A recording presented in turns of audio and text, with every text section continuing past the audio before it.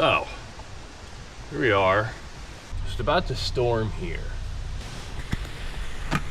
Boy, did we run into issues. So this will be a long one. I'm gonna throw in a bunch of details here just in case someone else runs into the same problems I'm having. Before we get into all that, what you need to know, I really like the parts. They feel high quality. They look great. You just need to make sure that everything is good to go right off the bat. When you get these, check everything, go over it with a fine-tooth comb. Make sure all of your flanges are flat. Get a straight edge, make sure everything's flat, and then you should be good to go. Overall, I like it. So we'll go ahead and get into the install. And then some problem solving, a lot of problem solving. Let's talk about the PPE intake kit. Packaged really nicely. Number one, I already went and took it off, but you gotta get your map sensor out of there. You don't reuse those bolts, but this stud you reuse, or dipstick stud, they give you a new crossover pipe. You get clamps. They're all the same size, I think. Get some hardware. It looks like you do get some new EGR gaskets. You have your turbo intake thing. So we're gonna need to get this out, put it in there. First is the turbo. So you get 4 of these clamps, and they're all the same. So it doesn't matter which one you use where. We're gonna need 2 of them right now. Get our paper towels out of there. You get to choose where you want these to go. I'm gonna have them sticking slightly up because I still have the EGR. If you don't have an EGR, I've seen people face the nut for the clamp to the passenger side, but we unfortunately still have that thing here. So this is gonna go right about like that. If you see that bracket, it's gonna want to line up with those 2 holes right there. So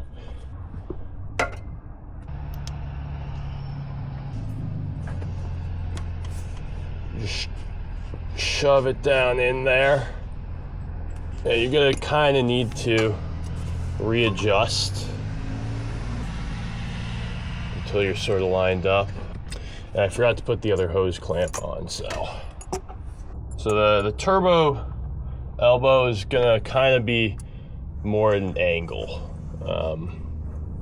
Probably something more like that.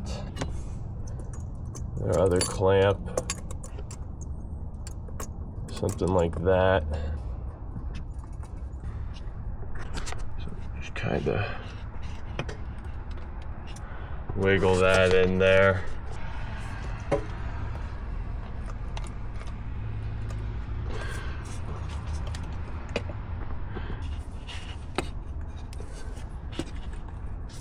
Okay, it's looking pretty good. You can see, I mean, I assume there's a reason those holes are oblong so that it can line up like this. All right, I think that's acceptable.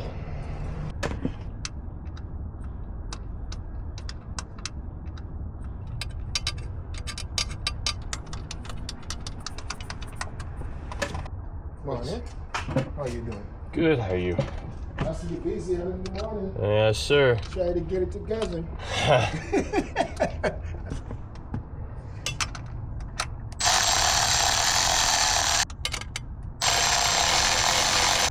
So we tighten these to 16 foot-pounds, which is gonna be like 200 inch-pounds. Just gonna make sure that we're in the right position.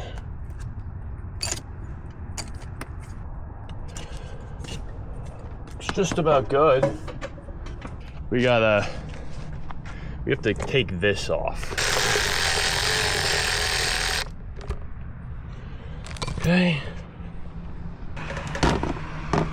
See what we can do.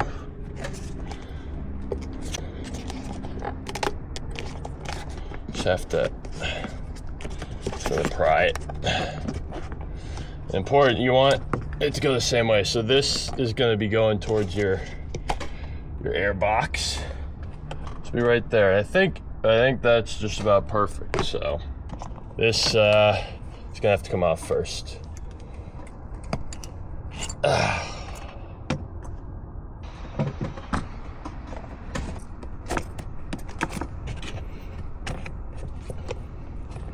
kind of work it. Let's see if I can feel the underside where this little indexing tab is going. Maybe just a little bit more like that. There we go. Now we can go ahead and put this in like so. And sort of at the same time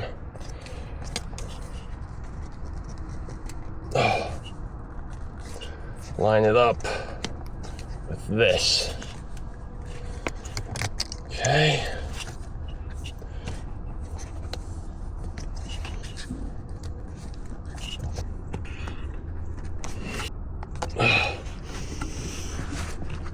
It might be advisable to do the opposite of what I just did and put your factory boot over this guy first.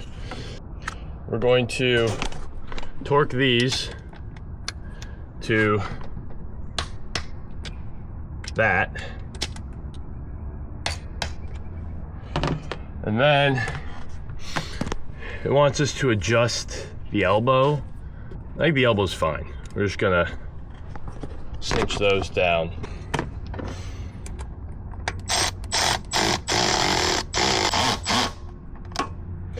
It says, whoa, it says 80 foot-pounds, I think.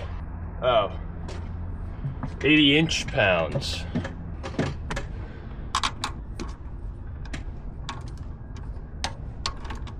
Okay, that's almost there. I'm gonna tighten down the other one now.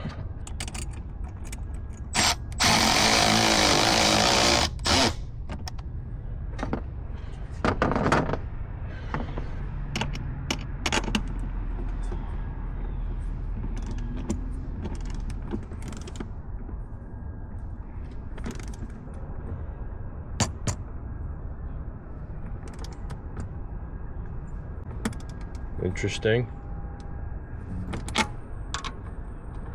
Let's try you. Okay.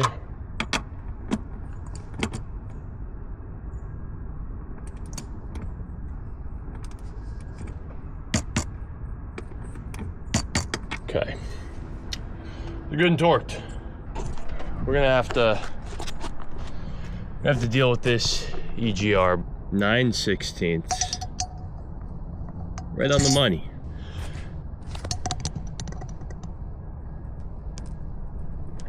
Holy.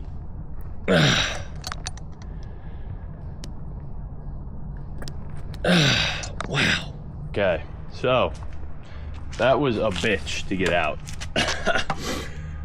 But what I had to do was get this intake manifold, the stock one, and bolt this back in so I could put the torch on it.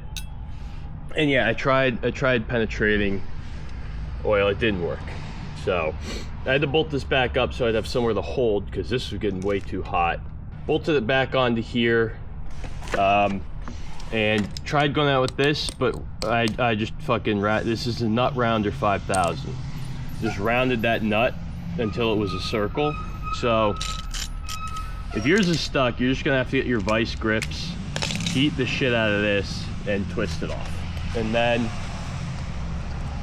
we've got it back in our new one. Let's see, they give you They give you new gaskets for the EGR. They don't give you new bolts though.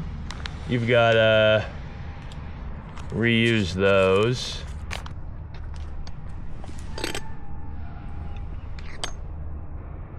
Isn't that interesting? I think this is our factory CP4 bolt. I wonder where the other one is. Okay, so we're gonna have to find it. Okay, after a lot of looking, we found the other one. It was right in front of the radiator in here. So good that we got that out. Anyways, we are going to prepare our new intake manifold. Make some room for it here.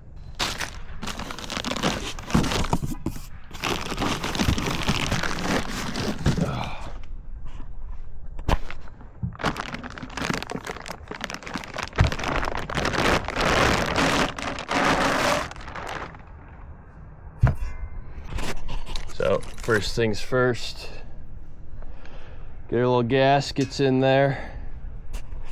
They'll only go one way, so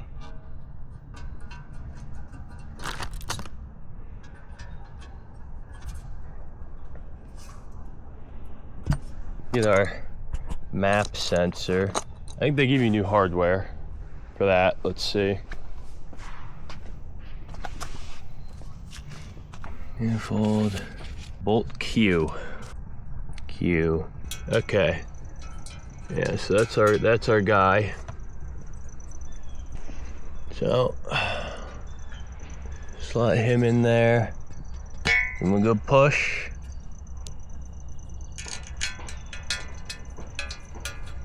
Probably don't need to be too tight on that. I don't even know what this is.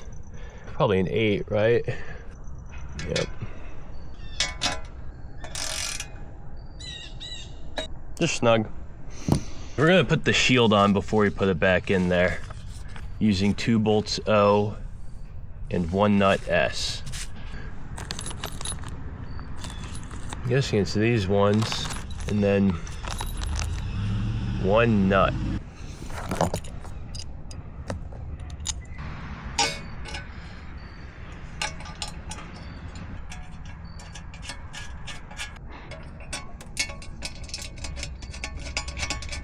$10? Yeah.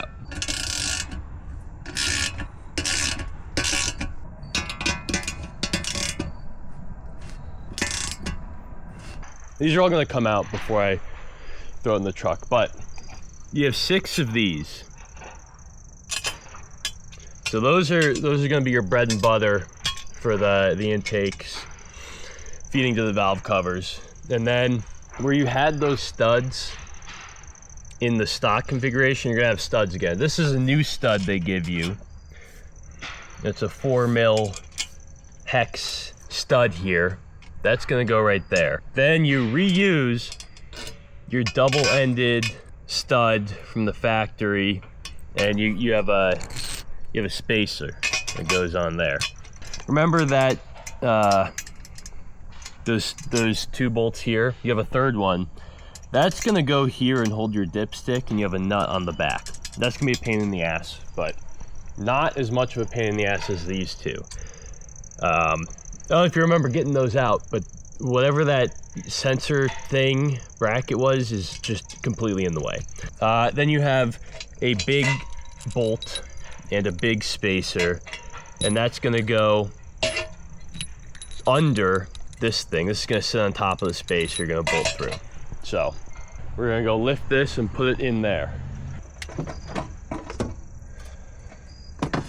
So you can go ahead and take out our plugs. Oh, and we're gonna have to do some maneuvering here. It's gonna be a tight fit. Oh, gotta get up in here.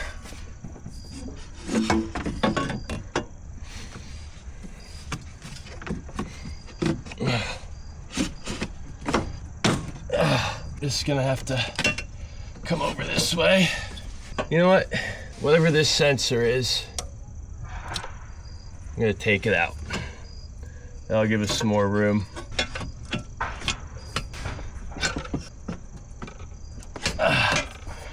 Okay, now we just have to get this under the cowl. There we go.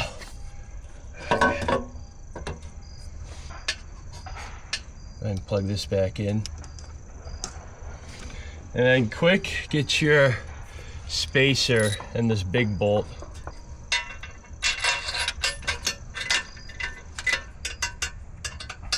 Okay.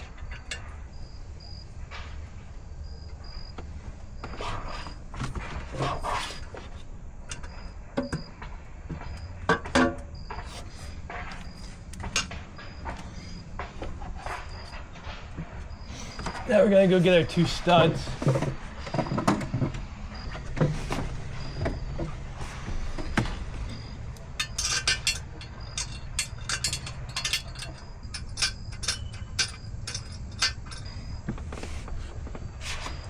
Get our other stud here.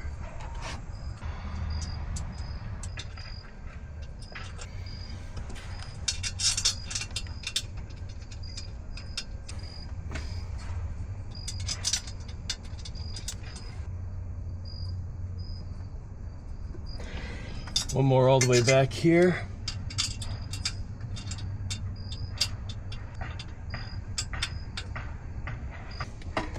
And then we're gonna try and get these ones back here. Oh my goodness. I think we can.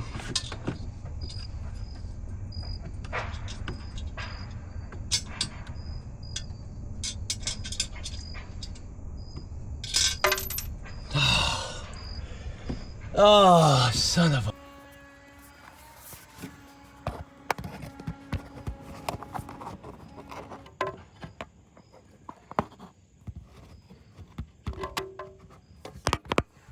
Okay. We took the manifold off and we found it. We found it. Next time, be very, very careful. Okay, we're back. There's a little bit more in here now. We've got all those bolts in there. I'm sorry that I couldn't show you this process, but that last clip you saw me trying to get that bolt in with my hands. This guy way back there. See that bolt? And it fell. It fell way down there in the back. I really had a heart attack. I'm not gonna lie. I got this flashlight and stuck it back there. I put my phone back there. I could just see that bolt sitting down there. So luckily I had this magnet on a stick. So I just took the intake out, stuck this all as far back as I could, and just fished. And I got it. Thank the Lord. I was able to get that out of there. Thank the Lord. Truly, truly grateful right now. If I wasn't able to fish that out of there, I don't know what I would have done. I'll be honest. I would have been screwed. We got that bolt out of there. By the grace of God, we were able to get that magnet where it had to go, and very carefully, I'll show you what I ended up doing, because once you drop that bolt once, very quickly your #1 priority, as you can see here, is to never drop anything in there ever again. So how I got these, the ones in the front are no big deal. Even the ones behind here you can reach around and get. But if you have an EGR still, these two back here are such a bitch to get to. I mean, this one is okay. You can see it at least, and you can sort of get your extension in there on top of that. The other one is even harder, but the issue is you can't get your hands in there. So, you know, you'd have to like drop it in. So here's what I did. I don't think I have another. Well, I put this down so all my tools don't get a million degrees in the sun. But so what I did, right? You have your bolt. Put that in your socket, and I put little strips of duct tape on either side to hold this bolt to the socket so it wouldn't drop. And then I went to work constructing an abomination of all sorts of 1/4-inch extension socket swivels, right? This one right here, I ended up getting with this. So you get a 1/4-inch extension, 1/4-inch U-joint, and 1/4-inch 10 mil, and you can get it right on there. That's how I got this one. To get the one right there, you'll see it when I have to go and retighten that, but it was this plus like a shorter extension here. I think it was this one. It was this plus the socket. And I had to reach around back behind here, like over the top onto it, and ratchet it from here. Ridiculous, but I have no idea how I would have done that. Like if I didn't do that, I have no idea how I would have gotten those bolts on. It might seem like ridiculous to tape your bolt to here. Oh yeah, so that's one part of the puzzle is you tape the bolt to this, but then you've got your bolt taped to your thing. So what you have to do is stick that back there, thread the bolt on until it's like a good maybe 1/4 of the way on, maybe a 1/2 of the way on. Then you drop your ratchet and you get some needle nose pliers, and you go in there and you grab it. You just get that tape off however you can. So that's how I did it. When I say that I have no idea how else I would have done that, I have no idea. I'm gonna real quick put the EGR on, so don't forget about that. Don't have open holes. Maybe this way. Yeah. Oh Lord.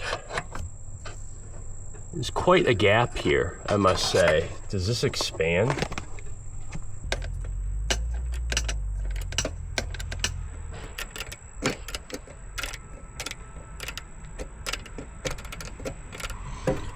It's a little bit started, and you can see, but we've got 3 bolts kind of started, and then it's just all fucked up. So I might just try getting a bolt in here, see if we can bend the bellows. We'll see how that goes. Okay, so yeah, just like everything I seem to do on this truck, this should have just bolted right on, but it didn't.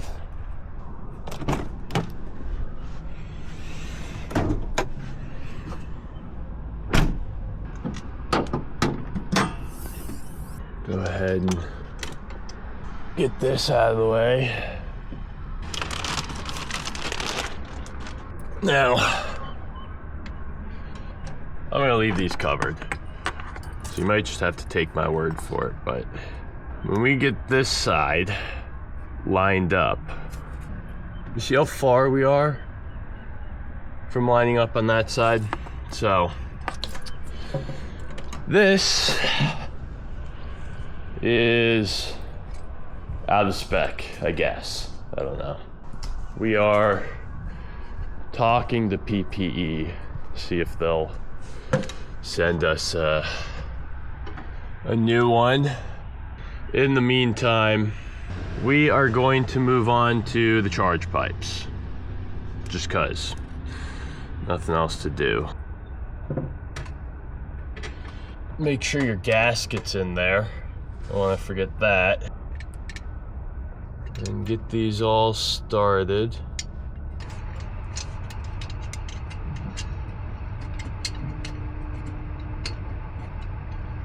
I have to reach in here with this guy.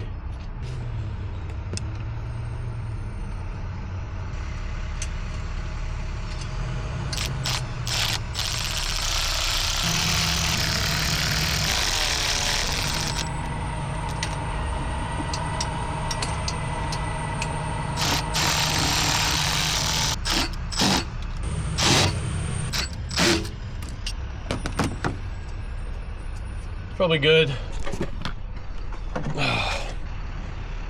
Now we need to get this sensor out. It's like a little tab here, and you'll notice like a ridge that it's held against. You need to lift that tab up and then turn. So we're gonna try and do that. A little tricky to get in here. We got it started.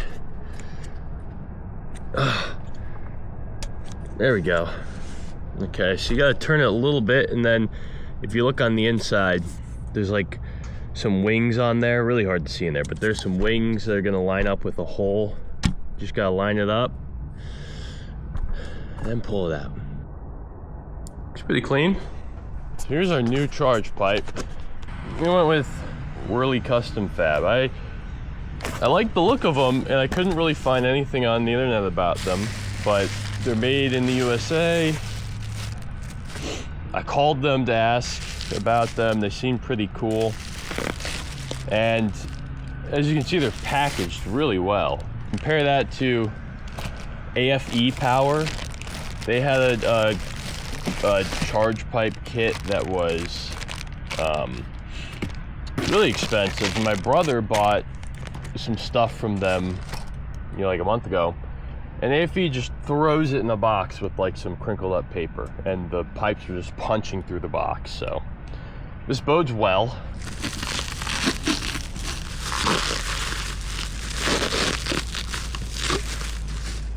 This is probably a better view up here. I like the color.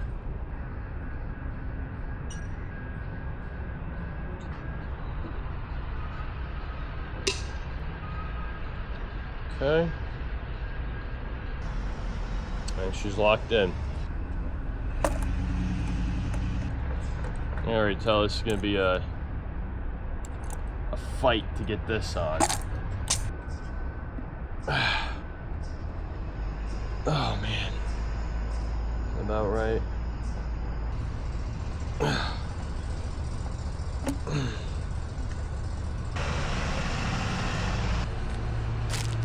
This, get some O-rings. I'm gonna go into these grooves in here.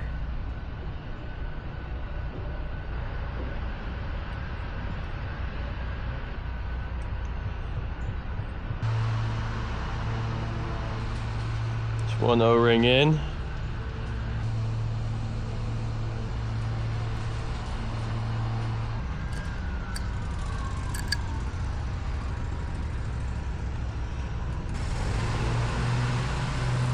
I'm wondering, if I put this all together, am I gonna be able to get it in there? We'll find out. All right, so we had it backwards, turns out. That's why this thing was so hard to get in. So your silicone angled boot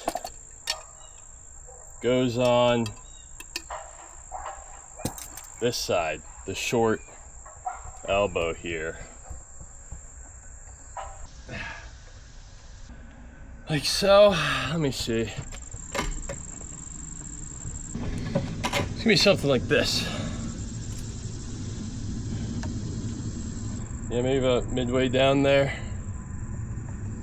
What I did last time worked kind of well to get it in there. I'm gonna slip this up really good and push it all the way on so you can get it on, and then sort of slide it out onto the throttle body. Now, when you do this, what I'm going to recommend is put this onto the throttle body and don't put the sleeve on. I can't get this out now though, so we're going to have to make do.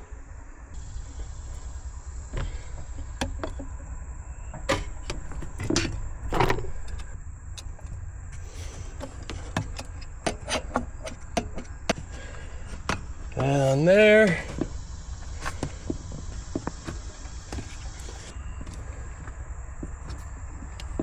Thinking we're gonna want to push this down a little more.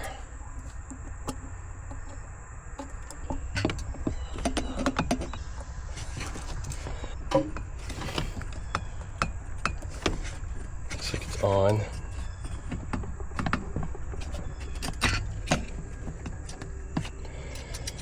Okay. Got that on down there. Oh. Got that. We gotta slide it on a little more.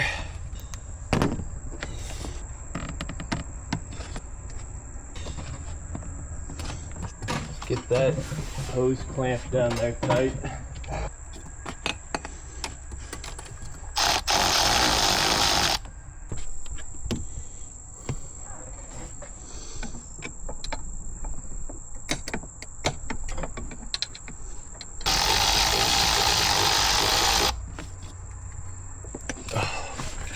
Now we're gonna slide this up.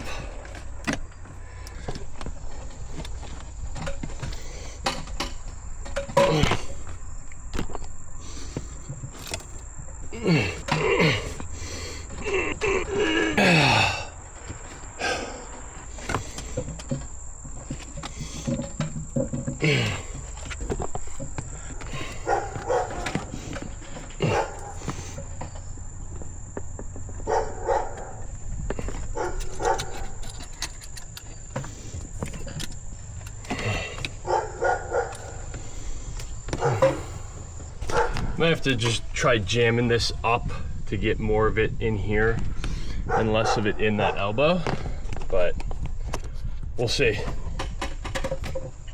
We're gonna have these facing up like this.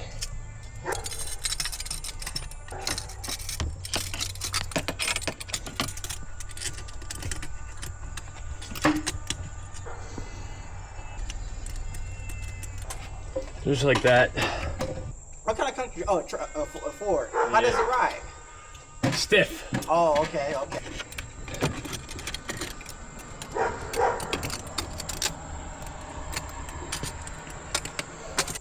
Just get that to hold. And then we are gonna have to jimmy this up a little bit. So, just gonna try and pull from the elbow into here.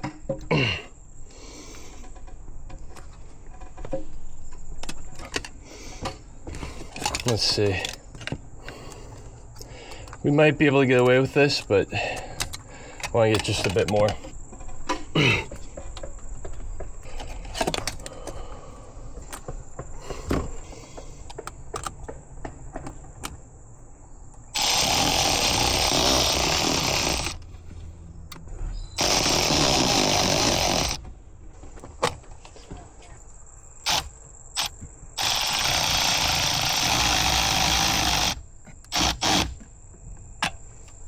Now that sort of everything in place here, we are gonna go ahead and try to start torquing all these bolts on the intake manifold. We'll start on the easy side.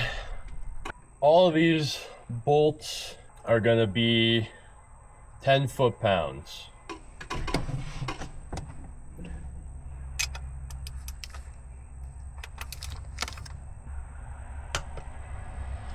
Okay, and we're not gonna do any kind of bullshit, get double click or an extra quarter turn, because these threads are aluminum. And I am not about to, you know,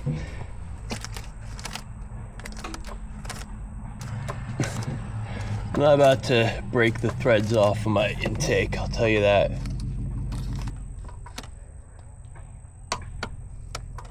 Go. We're gonna get around back to this guy.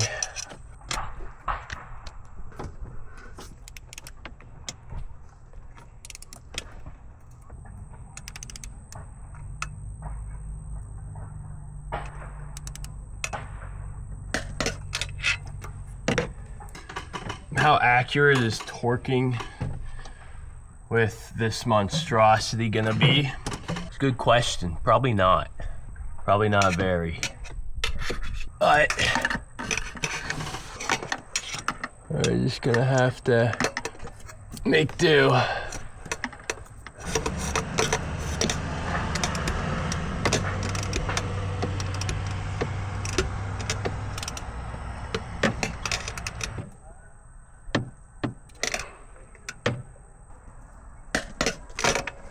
Okay. Alrighty.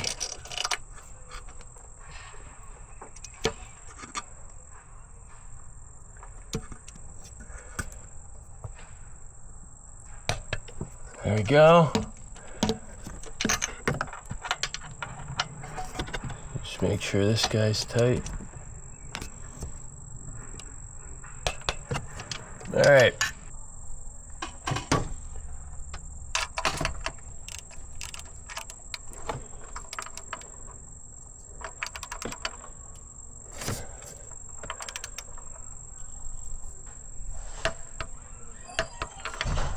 There we go. There we go, all tight, and then this guy, we got it torqued to 18 foot-pounds. 12? It is a 12.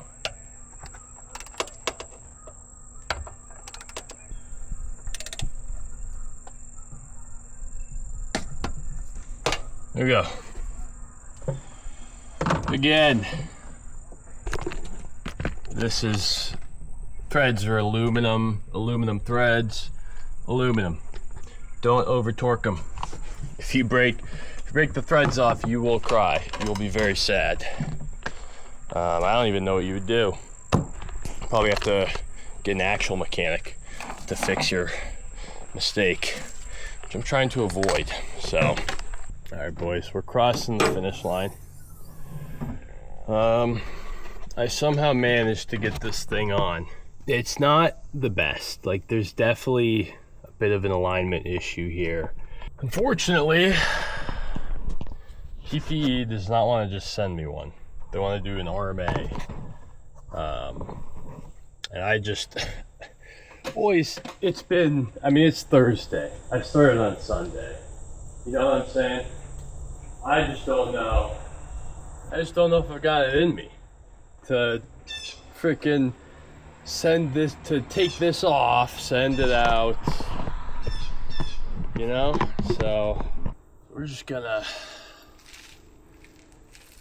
put the hot side pipe in for now. You know, I will say,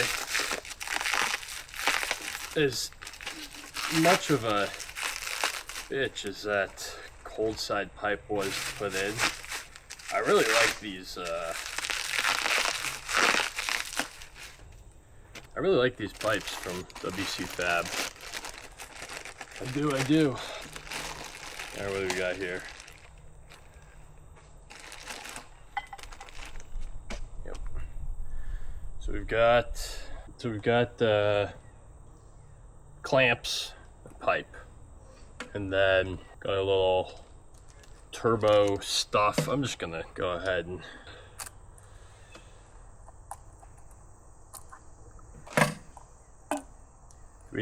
yeah, they do fit tight. Just a little dish soap and water. Get this thing on, no sweat. Well, probably a little bit of sweat, but I will say, I wish their boots were just a little bit longer. It kind of feels like I run out of boot, like they're right on the edge.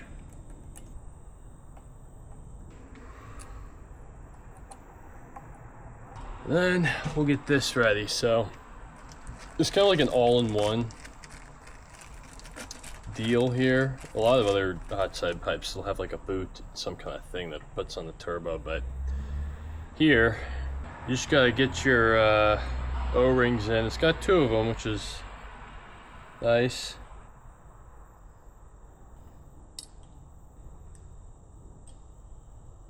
Throw just a tiny bit of lubricant on. It wasn't a tiny bit. I have quite a bit of oil. Whatever. And we're gonna want this something like this.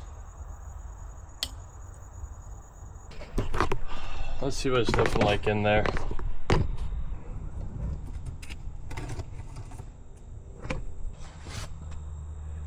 That off.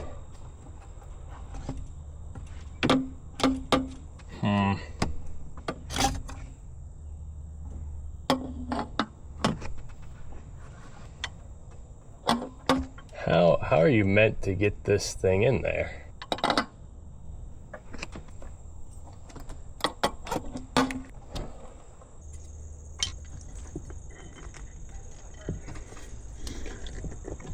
Oh my gosh.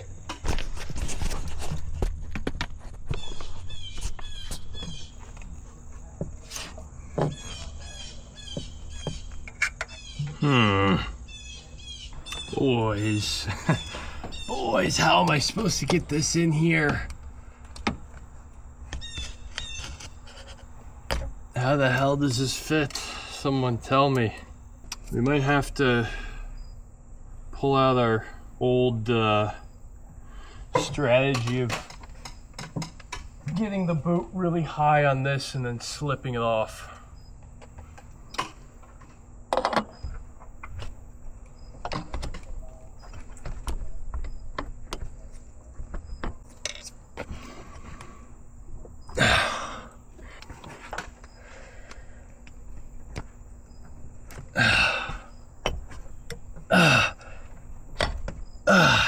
There we go. Get this thing in.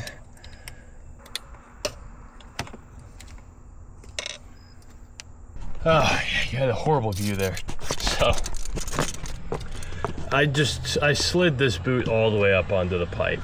And then, once I got it seated in there, I got a bunch of dish soap and water. Got the boot really slippery. Seated that. And just like pulled down so that the boot slid off of this onto the intercooler. Looks pretty good. Yeah, we got a good seal. Now we just gotta get the hose clamps on without dropping those stupid little nuts.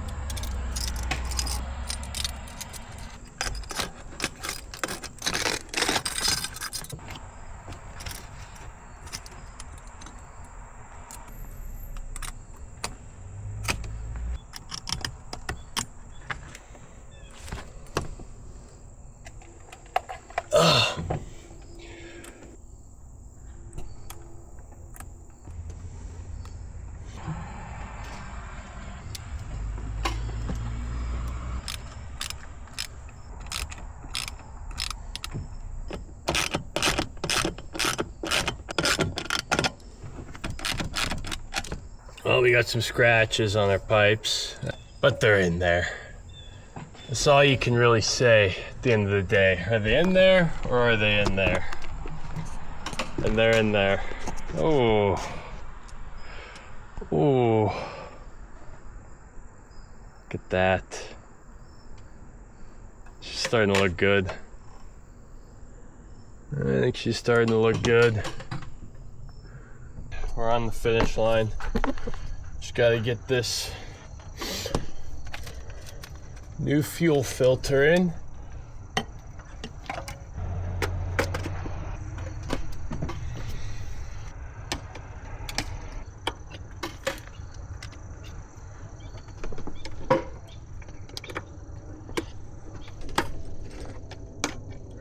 Okay.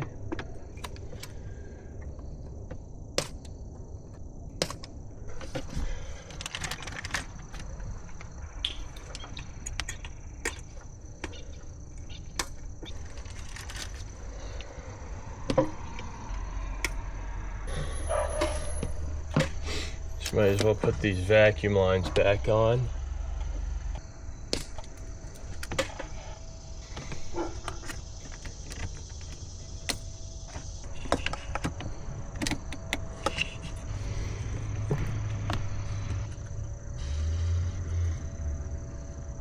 spin this around and put it up in here.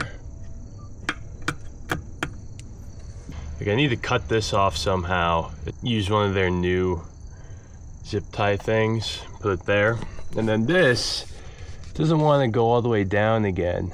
So I don't know, I might just leave that hanging, because I mean, once this is connected, I don't see it going anywhere. This, we need to get up here. I don't really like, it seems kind of tight though. I don't want to clip it in all the way. This is really tight. I won't be able to undo it. And putting it the other way, I also don't really like. So I don't know what I'm gonna do with this.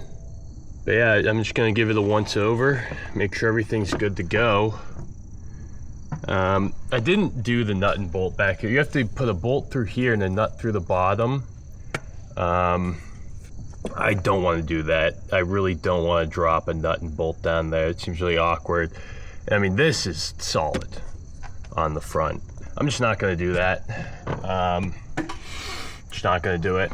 So, early in the morning, I realized I never got a video of what this actually sounds like, so we'll do that.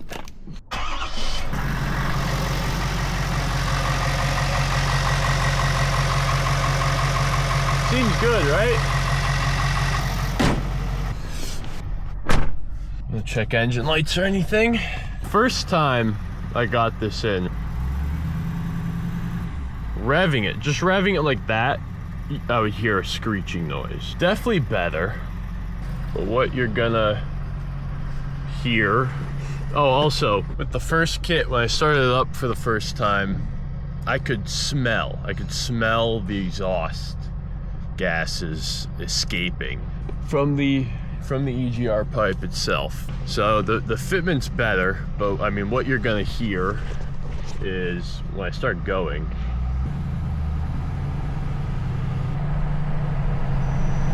right there. You hear that?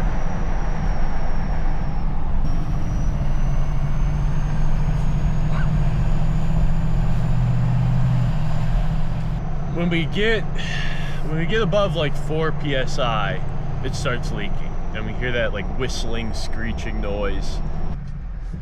And I know it's the EGR and nothing else, because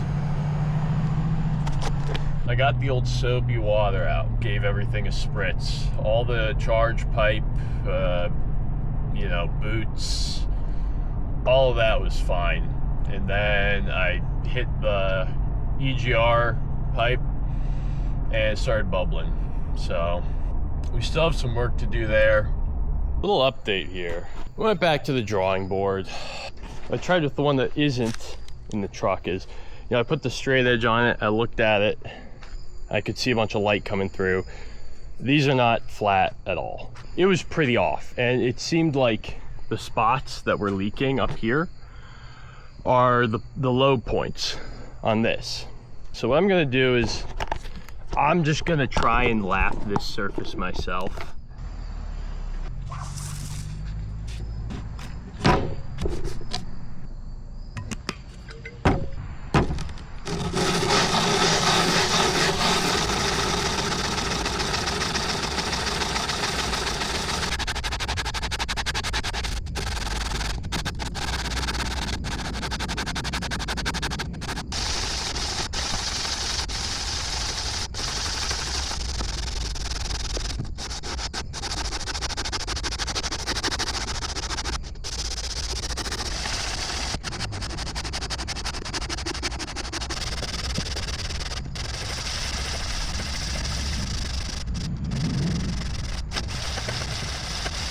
All right, so couple of hours later, and we are looking pretty flat. I put the straight edge on it, and it seems a lot more flat than it was. So literally like 3 hours just on the sandpaper back and forth. So hopefully this helps. I'm just gonna get some brake clean in there, compressed air, blow it out, make sure there's no metal dust in there. I'm gonna clean off these gaskets, and we're gonna see if we can finally get this in there without leaking.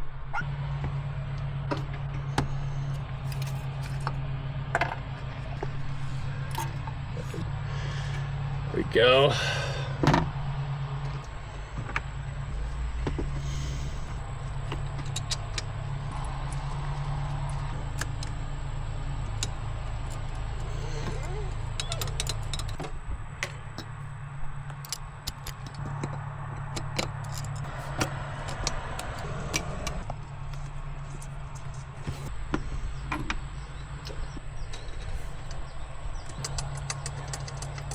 Well, it's feeling pretty good so far, guys. Usually this was a fight to get this one in.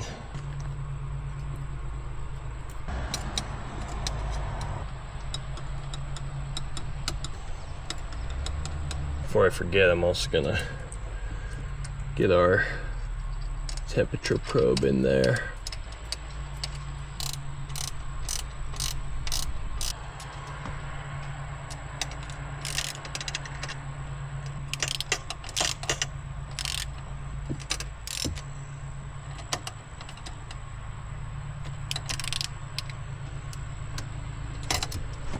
Now let's torque them.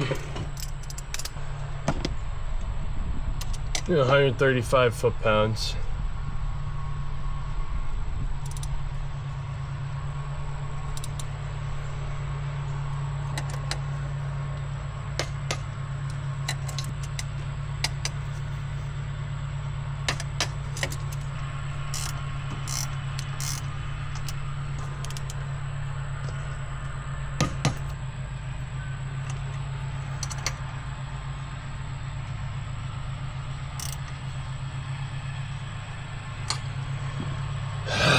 Okay, these should all be torqued up.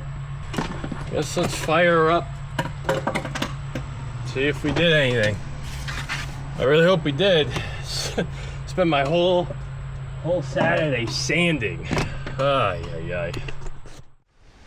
Bit of a time skip here. This is future me.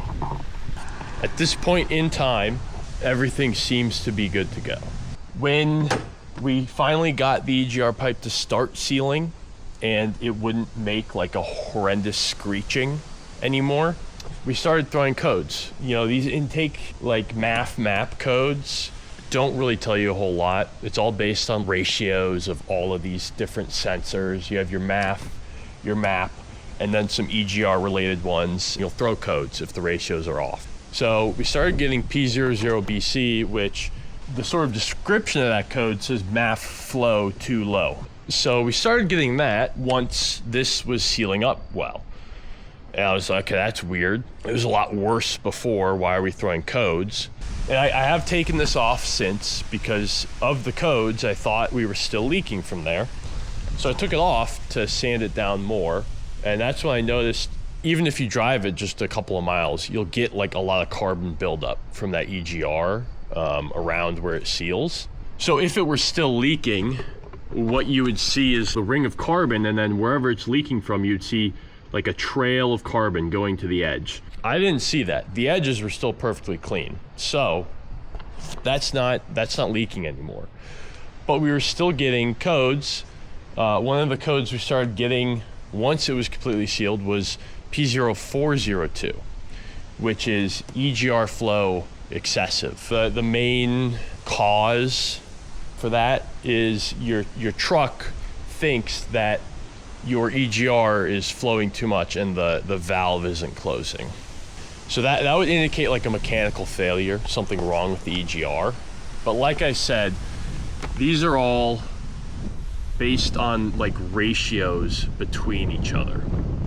Yes, we were getting those codes, and to me, they seemed contradictory. P00BC is sort of telling you there is an intake side leak, and you're getting too little flow. Or in other words, your map value is too high. But the P0402 is saying that essentially there's too much flow, especially considering the EGR pipe.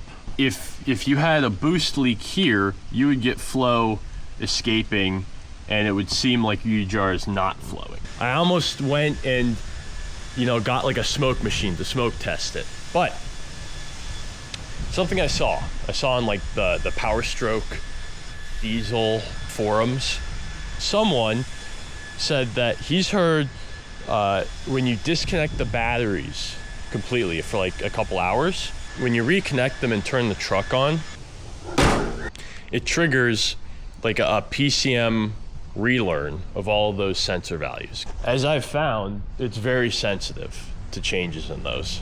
And what I'm guessing happened is the first time I was putting it together, remember, I disconnected the batteries, and then when I reconnected them, it had a horrible leak.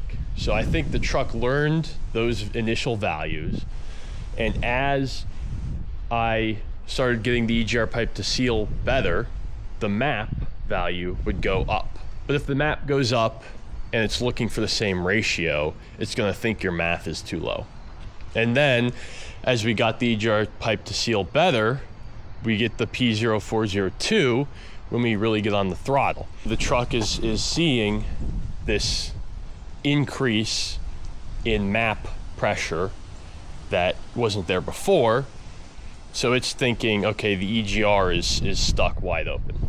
Long story short, we disconnected the batteries again, reconnected them, no codes since. I've been driving it. Before, I was getting codes every time. So I think that's what it was. I think it was just the relearn. We had the trigger again. So finally, you know, 6, 7, 8 weeks later, it's working. It's perfectly fine. Throttle response is great. Driving the truck, it's great. It's sure been a long time coming. I'll say that. Oh. So we'll do a little review, because I could not find anybody on the internet who has actually put this intake kit on. There's two videos. There's one which is the official install video from PPE, and there's another where A-Rod from Powerstroke Tech Talk is installing it. And they're both installation videos, so it's not, you know, the truck never starts. Overall, pros. I think the material quality is very good. The boots are high quality. I really like the clamps they use. The carbon fiber intake thing is nice. I like the welded steel look over aluminum, which basically all the other intake kits on the market are.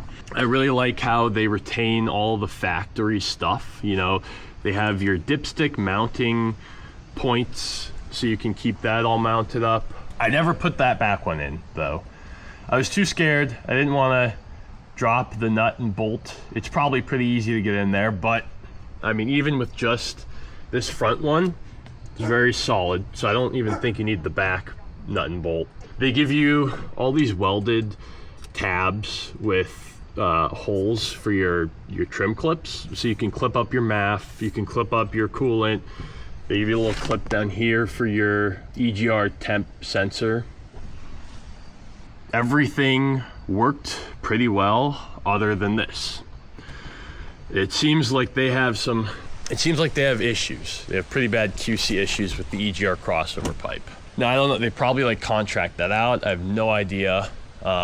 Maybe there's nothing on the internet about it because everyone who puts these in doesn't have an EGR anymore, so they don't need it. I don't know. But overall, I really like the kit. It's really just the EGR. So I had to sand that down. Maybe you will too. But if you're going to get this, one con with the actual design is this, you know, if you have your stock airbox, this is great. I don't see anything wrong with it. But if you want to get a cold air intake, all of those are designed to mount up to your factory turbo inlet, which this gets rid of. It doesn't have the same shape So if you get a cold air intake, you're going to have to modify that or this to get it to work. I do want to get a cold air intake, but I want to make my own because I think, you know, the pre-made ones are kind of a rip. When all you need is just a clamp-on filter and you make a little box and you're good to go. So I'm going to make my own, so that doesn't really bother me. But if you wanted to just get a slap-in cold air intake, this is not going to meet up with that, I don't think. So overall, I'd recommend it on the condition that if you get this, you've got to plan accordingly, right? When you get the kit, you go over everything with a fine-tooth comb to make sure it looks all right. You know, make sure all the faces are flat, get your straight edge out, really inspect it. And you might have to send parts back. But when you finally get it in there, I think it's a really solid kit.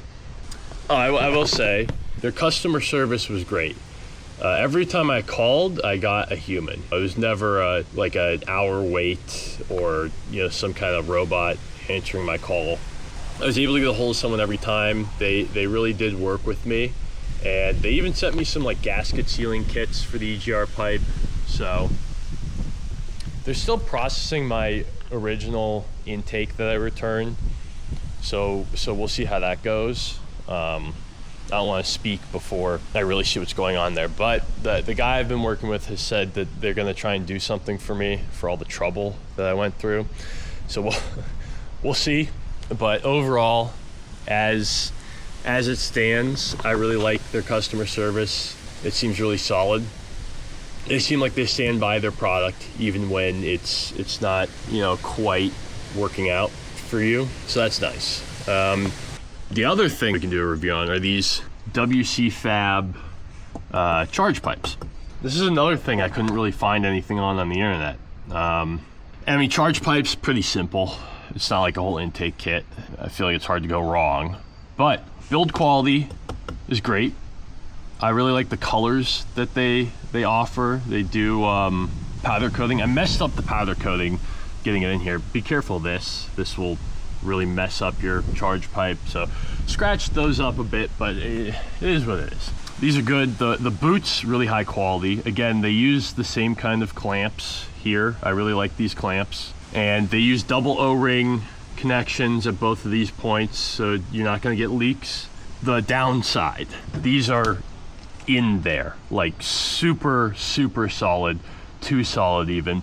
You're never going to blow these off, but if you ever need to take them off, they don't come out like other charge pipes. Usually you can kind of undo this, get it off, there's enough flex. But when I had to take this off, I mean, there's no way, there's no play, and the end of this pipe is like right up against your intercooler, so you can't pull this end off first. There's no flex. So what you have to do is you have to take your clamps off and really slip this up and just grab your boot and slide it onto the pipe, and then you can get it off. Kind of the same story here, except this thing, this like adapter that goes on to the throttle body with the double O-ring is stuck on there forever. It's never coming off. When I removed this to put a new one on, the throttle body and this had to come out with the intake kit. Because you can't get to all these bolts like this. So this all just has to come out with this. So in order to take this pipe off, you have to do the same thing, like slip this up and pull it out of the boot. Even when this was out of the truck, I tried to like pry this off of the throttle body. It wasn't coming. So that's on there forever. That's the one downside to these WCFab pipes, and it's sort of a double-edged sword. They are on there like so solid, unbelievably solid, that I can't see any amount of boost blowing. You could put 50 PSI in there, 100 PSI. You know, maybe even 200 PSI, I don't know. But those are never coming off with boost. The downside is when you do have to take those off, it's a pain in the ass. It's gonna take you like 5 times longer, maybe 10 times longer than if you just had factory charge pipes. But overall, I like them. And for better or worse, they're on there forever, so I have to like them. But I think the WCFab is a little more of like an interchangeable thing, because it's just charge pipes. Get the pusher, get whatever. I like these because of the color. So that's my big spiel about all that, reviewing the parts.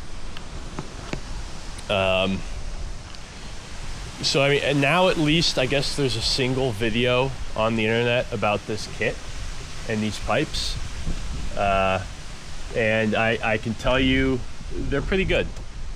You know, I think maybe there's a reason everyone goes with pusher, although maybe not, because when you try and look it up, you see nothing about the Zilla. So it's not like people aren't going with the Zilla because there's a bunch of bad stuff on the internet about it. At the very least, I can tell you that their customer service is great and they'll really work with you. I've seen people have issues with the pusher, and pusher customer support kind of blows them off. So, you know, a lot more people putting that on, it'll probably work out fine. But if there's an issue, it seems like you have a better chance of getting PPE to work with you. So yeah, this is where I've been for the past 2 months, is getting this to work. And you know, some of it was PPE, some of it was FedEx, some of it was me. I really should have checked to make sure those were flat the first time, instead of thinking I could be putting bolts in wrong. But that's the thing when you don't know what you're doing, is you don't know if you're doing it right either. So if you're thinking about getting either of these, or if you're just thinking about getting an intake kit and charge pipes in general, you know, maybe this video will show you another option that you can go for. And yeah, thanks for watching. You know, throw in the comments if I'm an idiot, if I was doing something wrong, or if you have this kit and you had the same issues, you didn't have issues. That's the other thing, is aside from the PPE stuff, I've never even seen anyone have issues with this in general on any kit, getting it to seal. So if you're getting those same codes, you know, maybe give it a disconnect the batteries, do a relearn, and you'll be good to go. Let's see, next up, I'm gonna be doing an oil change, and I'm gonna send the oil out to get analyzed. I've got 4,000 miles on this, but around 1,000 of those miles have been on the 37s without updating the tire size. So it's more like 4,100, 4,200-ish miles. So I'm gonna be doing an oil change. Got some Rotella that we're gonna be putting in there. Maybe not this. This was like left open. I've been using it to, you know, lube up O-rings and stuff. So maybe not this one, but we got a bunch more. So we'll be throwing the Rotella in, seeing how it does. People say that the Rotella will make your typewriter tick worse. But I mean, it's just a bearing in there that's like flopping around. It's not a big deal. So we'll be doing the oil change. Before I put that video out, I'm gonna do a video on Forescan, the tire size, and something that really helped me initially after I did the lift is adaptive trans relearn. So if you're having like really harsh shifts, that's a thing with the 10R 140s. Some people have really harsh shifts. So the adaptive trans relearn, resetting the shift tables, that helped me. It helped my truck shift a lot better. So that'll be the next video. So yeah, I'm gonna keep doing stuff to the truck, putting out videos that hopefully help people. So if you want to see those, subscribe, follow, whatever. That's it for this. I'm just so glad I can finally drive my truck without getting the laptop out every time I turn it on to make sure the codes are just the airflow stuff and not anything worse. Yeah, I think this storm is rolled in, so we'll wrap it up there. Hopefully this helps if you've been looking for info on the PPE Zilla intake kit. overall, pretty good. Pretty good. I'd do the same thing again. I'd just make sure everything's flat first. So I'll catch you guys in the next one. Look at this. Look at this little pup.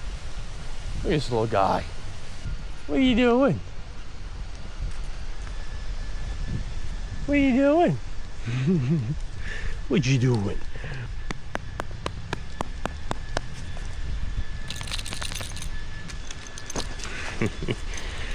Goober.